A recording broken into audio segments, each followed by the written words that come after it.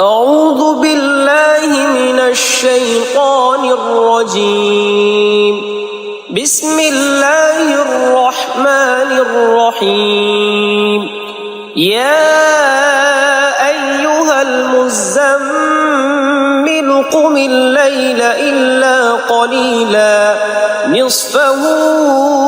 أو انقص منه قليلا أو زد عليه ورتل القرآن ترتيلا إنا سنلقي عليك قولا ثقيلا إن ناشئة الليل هي أشد وطئا وأقوم قيلا إن لك في النهار سبحا طويلا واذكر اسم ربك وتبتل إليه تبتيلا رب المشرق والمغرب لا إله إلا هو فاتخذه وكيلا واصبر على ما يقولون واهجرهم هجرا جميلا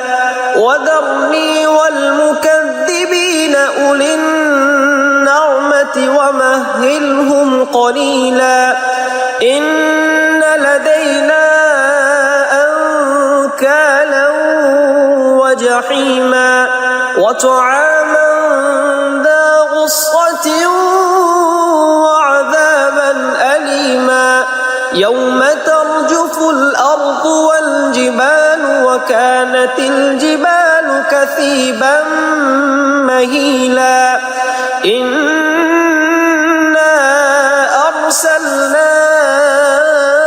إليكم رسولا شاهدا عليكم كما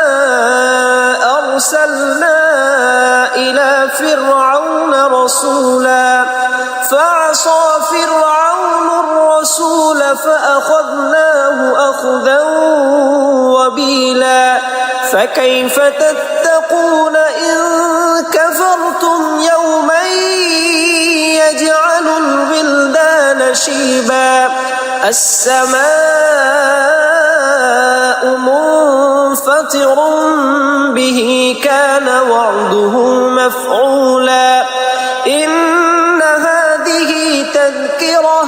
فمن شاء اتخذ إلى ربه سبيلا إن ربك يعلم أنك تقوم أدنى من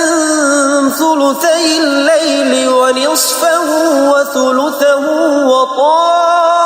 وطائفة من الذين معك والله يقدر الليل والنهار علم أن لن تحصوه فتاب عليكم فاقرؤوا ما تيسر من القرآن علم أن سيكون منكم مرضى وآخرون يضربون في الأرض يبتغون من فضل الله وآخرون يقاتلون في سبيل الله فاقرؤوا ما تيسر منه وأقيموا الصلاة وآتوا الزكاة وأقرضوا الله قرضا حسنا وما تقدموا لأنفسكم من خير تجدوه عند الله هو خيرا وأعظم أجرا واستغفروا